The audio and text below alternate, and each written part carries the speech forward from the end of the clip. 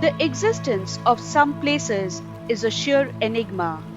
Maybe because of this, the place becomes both isolated and mysterious, increasing its charm 100 times.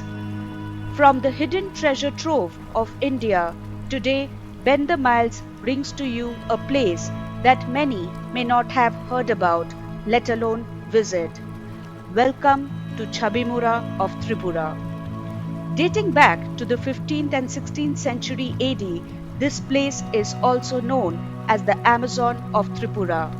Located deep in the forest, there are few rock-cut panels of deities of Hindu gods and goddesses like Shiva, Vishnu, Kartikeya, etc. Of all these, the most impressive one is that of Mahisasur Mardini or Ma Durga, which is about 20 feet of height. Carved out of the steep rocky face of the cliff that descends directly into the Gomti river bed some 150 feet below, these archaeological wonders seem to be just in middle of nowhere. Next, an interesting place to visit here is a cave. Folklore has it that the local king had hidden his treasures here, which are guarded by the python. Beyond a certain point, no one is allowed to enter, or else the wrath of the local goddess will befall all.